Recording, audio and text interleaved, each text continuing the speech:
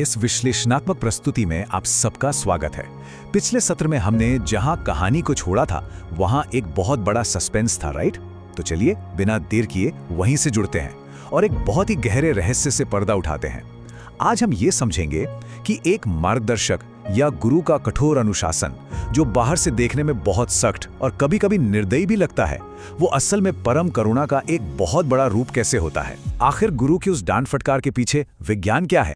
मान लीजिए एक जिज्ञासु छात्र है जिसे अपने टीचर या गुरु से बहुत सख्त फीडबैक मिल रहा है। जाहिर है उस कठोरता से चोट पहुंचती है और मन में ये सवाल उठता है कि क्या ये क्रूरता है। आइए गहराई से इस बात को डिकोड करते हैं कि गुरु के इस टफ लव या कठोर प्रेम के पीछे असली मोटिव क्या होता है। जब हमारे अहंकार पर चोट लगती है तो मन विद्रोह करता है, लेकिन क्या वो विद्रोह वाकई सही है?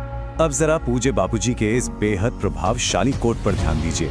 बापूजी बहुत ही शानदार ढंग से समझाते हैं कि शिष्य को आध्यात्मिक ऊंचाई तक ले जाने के लिए सद्गुरु जो भी डांट फटकार लगाते हैं वो असल में एक शल्य क्रिया यानी एक सर्जरी के समान है। इसे ऐसे समझिए, जैसे एक सर्जन का चाकू या स्कैल्पेल मरीज को ठीक करने के लिए थोड़ा दर्द तो देता है ना? ठीक वैसे ही गुरु के कठोर शब्द और उनका अनुशासन शिष्य के भीतर जमे हुए जन्मों जन्मों के अशुद्ध विचारों और अज्ञान रूपी जहर को काटकर निकाल फेंकते हैं। वो दर्दनाक जरूर लग सकता है, लेकिन सच मानिए वो पूरी तरह से जीवनदायी होता है।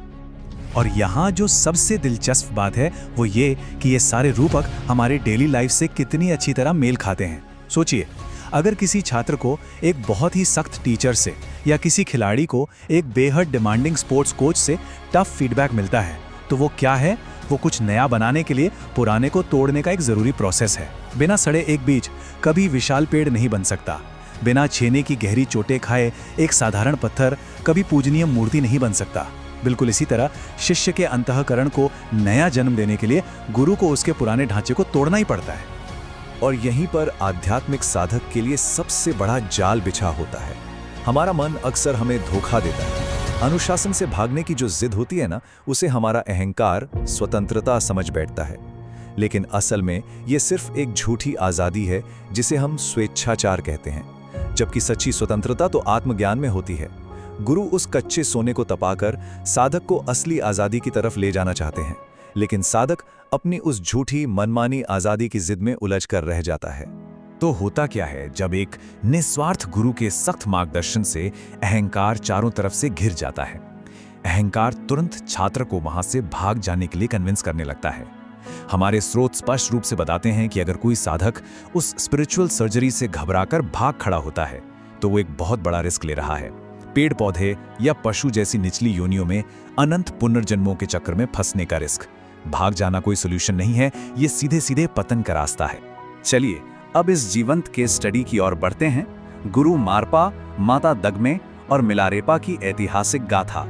इस ऐतिहासिक घटना में सबसे क्रूशियल पॉइंट यह है कि गुरु मारपा अपनी पत्नी माता दगमे को बहुत सख्ती से फटकार लगाते हैं। माता दगमे मिलारेपा की हालत देख के भावुक हो रही थी, लेकिन गुरु मारपा उन्हें साफ चेतावनी देते हैं कि उनकी ये जो भावनात्मक सहानुभूति है, उनका जो मोह है, वो असल में मिलारेपा के आध्यात्मिक संकल्प को अंदर ही अंदर कमजोर कर रहा है। इस रास्ते पर सिर्फ सांसारिक भावनाओं से काम नहीं चलता। गुरु को एग्जैक्टली पता होता है कि शिष्य के भीतर के कचरे को कैसे और कब साफ करना है। लेकिन गुरु का ये सख्त अनुशासन मिलारेपा के लिए बर्दाश्त से बाहर हो जाता है। उसके धैर्य का बांध टूट जाता है और यहीं वो एक बहुत बड़ी गलती कर बैठता है। वो इस कठोरता को रिजेक्शन मान लेता है। उसे लगने लगता है कि गुरु मारपा उसे कभी ज्ञान नहीं देंगे। इसी भारी निराशा और पैनिक में आकर वो उस जगह से भागने और किसी भी तरह बच निकलने की भीख मांगने लगता है। और यहीं पर यह कहानी बहुत ही शॉकिंग मोड़ लेती है। माता दगमे, जो उस वक्त उच्च आध्यात्मिक ज्ञान के बजाय अपने अनुचित भावनात्मक मोह में फंसी हुई थी, वो मिलारेपा को सांत्वना देने आ जाती हैं। वो उससे प्रॉमिस करती हैं कि आने वाले दशमी के त्योहार पर वो उसे गुरु मारपा की इस कठिन परीक्षा से चुपचाप निकाल ले जाएंगे। सोचिए, एक गुरु माता का ये कदम पूरी तरह से शिष्य की तपस्या और उसके भले के ही खिलाफ था। अब घटनाओं का ये सीक्वेंस देखिए जो सच में हैरान करने वाला है। जरा सोचकर देखिए, एक समर्पित पत्नी सिर्फ एक शिष्य के अहंकार को बचाने के लिए अपने ही पति, जो कि एक महान ज्ञानी है, उन्हें नशे में डाल देती है और लूट लेती है। 10वीं के भंडारे वाले दिन माता दगमे ने गुरु मारपा के ड्रिंक में नींद की दवा मिला दी। जब वो गहरी नींद में सो गए तो उनकी तिजोरी से बेशकीमती लाल रत्नों का हार और उनकी मोहर निकाल ली गई। और तो और उस मोहर का इस्तेमाल करके एक फर्जी ट्रांसफर लेटर भी तैयार कर लिया गया। जब माता दगमे ने वो फर्जी पत्र और चुराए हुए रत्न मिलारेपा के हाथ में दिए तो उसे लगा जैसे उसने बहुत बड़ी बाजी मार ली हो। उसे विश्वास हो गया कि उसने गुरु के उस बेहद मुश्किल और अनुशासित रास्ते को बड़ी चतुराई से बाईपास कर लिया है। उसका अहंकार गर्व से फूल गया। उसने उन चुराई हुई चीज़ों और उस झूठे लेटर को बिना ये सोचे समझे स्वीकार कर लिया कि वो असल में एक महान गुरु की परम करुणा को ठुकरा रहा है। और इसके बाद जो होता है वो बहुत ही सिंबॉलिक है। कायदे से उसे गुरु की आज्ञा लेकर मुख्य द्वार से बाहर जाना चाहिए था, राइट? लेकिन नहीं। अपने उस कठोर प्रशिक्षण से बचने के लिए मिलारेपा नाटकीय ढंग से एक खिड़की से कूदकर भाग निकलता है। वो रात के घने अंधेरे में वहां से चुपचाप फरार हो जाता है।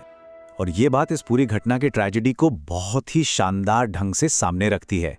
वो खिड़की से कूदना कोई मामूली छलांग नहीं थी, वो प्रतीक है एक शिष्य का इंद्रियों की खिड़की से भागने का। होता क्या है कि जब साधक गुरु के दरवाजे पर सच्चे आध्यात्मिक विकास की आग का सामना नहीं कर पाता तो वो अपने शारीरिक आराम और अपनी ईगो को बचाने के लिए इसी इंद्रियों की खिड़की से छलांग लगा देता है। ऐसा करके वो सीधे तौर पर गुरु की अल्टीमेट ग्रेस, उनकी परम कृपा को रिजेक्ट कर देता है।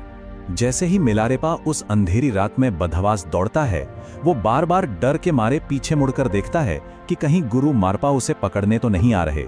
अब यहाँ हमें रुककर एक सवाल पर सोचना चाहिए, क्या संशय से भरा हुआ ये छात्र वास्तव में सच्ची स्वतंत्रता की ओर भाग रहा है, या फिर वो आंखें मूंदकर अपने उद्धार के इकलौते मौके से दूर भाग रहा है? क्या गुरु की उस कठोर सर्जरी से बीच में ही भागकर कोई मरीज कभी पूरी तरह स्वस्थ हो सकता है? मिलारेपा का ये कदम उसे आजादी दिलाएगा या एक भयानक पतन की ओर ले जाएगा? इस गुरु शिष्य गाथा का चौंकाने वाला नतीजा हम अपनी अगली प्रस्तुति में रिवील करेंगे।